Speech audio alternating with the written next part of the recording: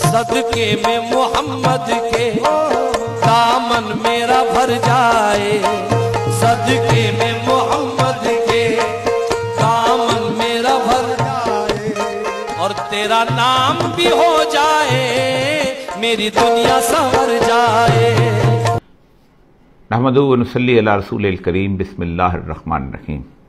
معزز خواتین و حضرات، عمران خان کی تقریر کو تقریباً 2 دن گزر چکے ہیں اور ہر جگہ اس پر تبصرے ہو رہے ہیں اور مختلف حوالے سے تبصرے کیے جا رہے ہیں۔ دنیا کے کوئی اخبار ایسا نہیں، کوئی چینل ایسا نہیں، پاکستان میں بھی اور بھارت میں بھی اور دنیا میں ہر جگہ اس کے چرچے ہیں، اور یہ چرچا ہونا بھی چاہیے تھا۔ اس کی بنیادی وجہ یہ ہے کہ پاکستان کی 70 سال کی تاریخ میں پہلی دفعہ ایسا ہوا ہے کہ اللہ تبارک و تعالیٰ نے کسی ایک شخص کو یہ توفیق بخشی ہے کہ وہ عالم اسلام کی ایک نمائندہ کی حیثیت سے اس فورم کے اوپر سید الانبیاء صلی اللہ علیہ وآلہ وسلم کی ناموس کا دفاع کرے اور اسلام کے خلاف اٹھنے والی آوازوں کے سامنے آواز بن کر ابھرے۔ بات کی میں تعریف کرنا چاہتا ہوں، وہ ایک ایسا حوالہ ہے کہ اس حوالے سے شاید عمران خان جو ہیں وہ بازی لے گئے ہیں، اور یہ وہ بازی ہے کہ جو خالصتاً ان کے نصیب میں تھی، اور اس کے لیے میں زیادہ گفتگو اس لیے نہیں کرنا چاہتا کہ میں ایک بھرپور کالم لکھ رہا ہوں اور میں آپ سے بیان کروں کہ اس کالم کو لکھتے ہوئے میری جو کیفیت تھی وہ کیفیت جو ہے وہ بیان سے باہر تھی۔ میں کالم پڑھ کے سنا دیتا ہوں اس لیے کہ اس کالم کے بعد میرے پاس کوئی اور لفظ ایسے نہیں بچیں گے کہ میں اس تقریر پر تبصرہ کر سکوں۔ یہ کالم خالصتاً سید الانبیاء صلی اللہ علیہ وسلم کے حوالے سے، اسلام و فوبیا کے حوالے سے مسلمانوں کی آواز کو اس عالمی فورم پر بلند کرنے کی بات ہے۔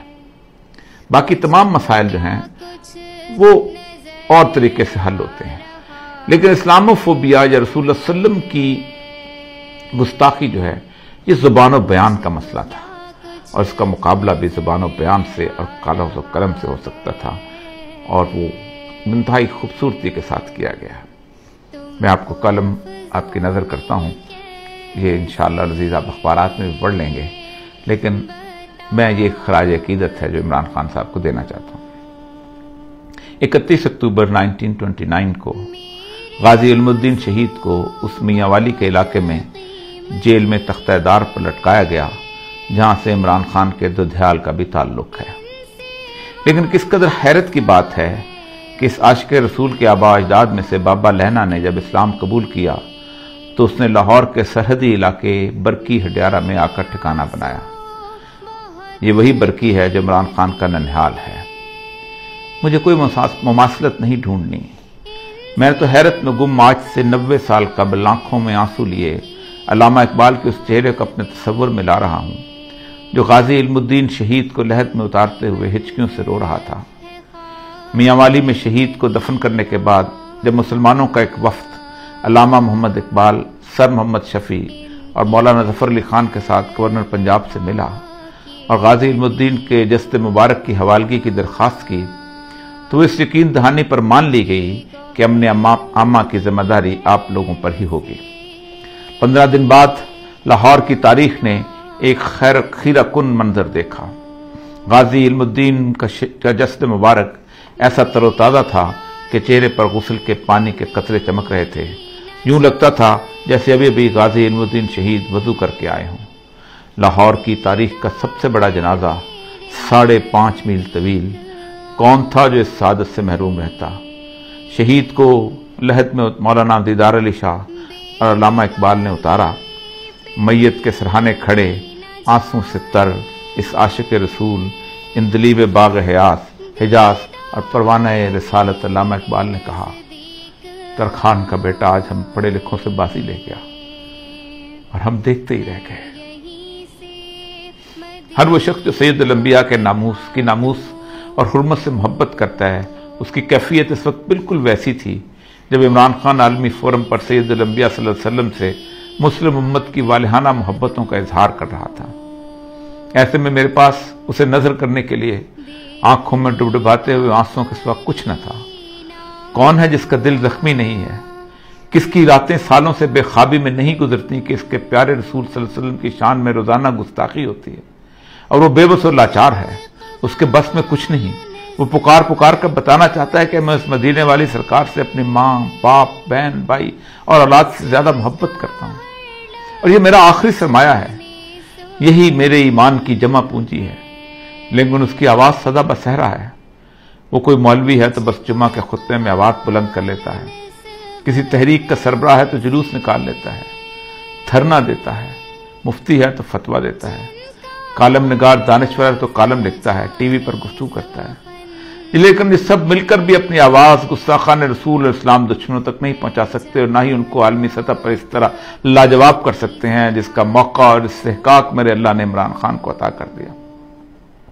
मैं तो मालिक के कायनात की फरमा रवाई का इस हद तक कायल हूं कि कोई पत्ता भी उसकी मर्जी के बगैर नहीं हिलता है। ये कैसे हो सकता है कि इमरान खान को नामूस रिसालत के लिए आवाज बुलंद करने की तौफीक मंशा इलाही के बगैर हुई हो? ये तो इंतखाब है और मुझे इस पर सिर्फ रश्क करना है। मेरे पास सिर्फ तशक्कर के आंसू हैं। अक़वाम मुत्तहिदा के 193 मेंबर ममालिक के जमे गफीर में 57 मुसलमान रियासतों के सरबराह हैं और उनमें से अल्लाह ने मेरे ही मुल्क के सरबराह को यह तौफीक इनायत की। शातमीन रसूल का किस्सा कोई ताज़ा नहीं है। मगरबी दुनिया में इसका आगाज सैयदुल अंबिया सल्लल्लाहु अलैहि वसल्लम के विसाल के तकरीबन 150 साल बाद 780 ईस्वी में हो गया था, जब एक शख्स थियोफिस द कन्फेसर ने रसूल अकरम सल्लल्लाहु की शान में गुस्ताखाना स्वानही खाका तहरीर किया था। ये वाहिद शख्स है जिसे अपने ज़माने के ईसाइयों के दोनों बड़े ग्रोह यानी रोमन कैथलिक और मशरकी ऑर्थोडॉक्स ने 12 मार्च 817 में इसकी मौत के बाद उसे एक काबिल एहतराम सेंट का दर्जा दिया और उसे पूरी ईसाइयत का मुश्तरका राहिब करार दिया। इस मलून की मौत के बाद से आज तक यानी 1200 साल तक मगरबी दुनिया की पूरी इल्मी तारीख इस्लाम दुश्मनी, इस्लाम फोबिया और सैयदुल अंबिया सल्लल्लाहु अलैहि वसल्लम की गुस्ताखियों से भरी हुई है। कोई बड़ा मौर्रख उठा लें, आपको उसकी तहरीरों में इस्लाम और सैयदुल अंबिया सल्लल्लाहु अलैहि वसल्लम से नफरत मिलेगी। ये नफरत और तासुब उनकी तहरीरों में इतना वाज़ेह है कि वो तकलीफ देह हद तक झूठ बोलने से भी गुरेज नहीं करते। आप कोई बड़ा नाम ले लें, William Muir, Margoliouth, Max Weber, doctor Sprenger, Toynbee, sir Hamilton के, मंटगोमरी वॉट, थॉमस कार्लाइल, कर्ज एक लंबी फहरिस्त है जिसमें हर किसी ने हर सदी में इस जुर्म में हिस्सा डाला। ये वो मरखीन है जिन्होंने तारीख में इतना झूठ बोला है और इस सफाई से बोला है कि आज मगरब का हर बच्चा और मेरे मुल्क का अंग्रेजी मीडियम तारीख पढ़ने वाला इन 12 सालों में लिखे हुए इस झूठ को तारीखी माखस यानी हिस्टोरिकल सोर्स समझकर सच मान लेता है। ये है वो सदियों पर मुहित साजिश जिसके खिलाफ मुसलमानों में से मोहब्बत रसूल के अमीन उलमाए कराम, मुफ्तियान, हुक्काम और अदीबों दानिशवरों ने हमेशा आवाज उठाई। लेकिन ये तमाम आवाज़ें इस उम्मत के लोगों के लिए तस्कीन रूह का बायस तो बनती रहीं, लेकिन मगरब के लिए एक छोटा सा वाक़या भी न बन सके। इमरान खान की तकरीर एक बहुत बड़ा वाक़या है। ये 2 वजूहात की बुनियाद पर ज्यादा पुरअसर है, जादुई तासीर रखती है। पहली वजह यह है कि वो इस मगरब की तहजीब का हीरो रहा है। उसे यूरोप के नौजवान लड़के और लड़कियों ने दिहाइयों तक अपने दिल का शहजादा, हार्ट थ्रॉब बना रखा था। ऐसा शख्स जब मेरे आका सरकार दो आलम सल्लल्लाहु अलैहि वसल्लम की नामूस का परचम उठाता है तो फिर मगरब सोचने पर मजबूर हो जाता है। उनका यकीन ऐसी तमाम झूठी तहरीरों पर मुतजलजल हो जाता है और वो असल इस्लामी माखज़ की तरफ रजू करते हैं। दूसरी वजह यह है कि एक बहुत बड़े इस्लामी मुल्क और एटमी ताकत का मुंतखब वज़ीर आज़म है। उसकी आवाज़ पूरे आलम में गूंजती है और वो भी एक आलमी फोरम पर, तो फिर वो सिर्फ इमरान खान नहीं बल्कि 22 करोड़ मुसलमानों का नुमाइंदा बन जाता है। ऐसा नुमाइंदा जिसे 1.5 अरब मुसलमानों की नुमाइंदगी का हक और मेरे आका की नामूस के तहफ़्फ़ुज़ का शरफ भी खुद ब खुद हासिल हो जाता है। ऐसे मौके गुज़िश्ता 30 सालों में बेनज़ीर जरदारी, मुशर्रफ और नवाज शरीफ को भी अपने दौर इक़्तिदार में मिले थे, लेकिन उन्हें यह सादत हासिल ना हो सकी। सलमान रुश्दी की वाहियात किताब 1988 में आई तो पूरा आलम इस्लाम सरापा इस्ताद था। बेनज़ीर उसके खिलाफ एहतजाज करने वालों पर गोली चलाने की फर्द जुर्म लेकर दुनिया से रुखसत हो गई। 2005 में गुस्ताखाना कार्टून चार्ली हेब्डो में छपे तो मुशर्रफ बरसे इक़्तिदार था। फिर जरदारी और नवाज शरीफ दौर में भी बार बार छपते रहे। ये सब हुक्मरान अपनी खामोशी की FIR लिए अल्लाह के हज़ूर जाने के मुंतज़र हैं। ہر ایک کو اقوام متحدہ کا یہ فورم میسر آیا، سب نے تقریریں کی لیکن ان کی زبانیں گنگ رہیں، کسی کو اللہ نے یہ قوت گویائی نہ دی تھی۔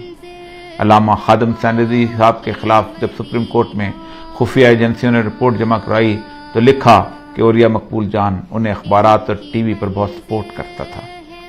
میں نے فرد جرم کے جواب میں کہا تھا، ناموس رسالت کے لیے اگر بدترین ڈاکو اور بدنام ترین ڈاکو بھی کھڑا ہوگا تو میں اس کی جوتیاں اٹھاؤں گا۔ اس وقت عمران خان کی تقریر کے خلاف بولنا یہ ثابت کرے گا کہ آپ کو ناموس رسالت سے نہیں بلکہ اپنے نفس کی ریاکاری سے محبت ہے۔ میری حالت تو اقبال کے آنسوؤں سے بھیگے چہرے والی ہے کہ ساری زندگی ناموس رسالت پر لکھتے بولتے رہے اور ایک مغرب زدہ کھلاڑی بازی لے گیا۔ وہی کیفیت ہے جو اقبال کی تھی۔ میرے پاس ان ٹپٹپاتی آنکھوں میں آنسوؤں کے سوا کچھ نہیں ہے، شاید اس راستے میں یہ قبول ہو جائے۔ السلام علیکم ورحمۃ اللہ وبرکاتہ۔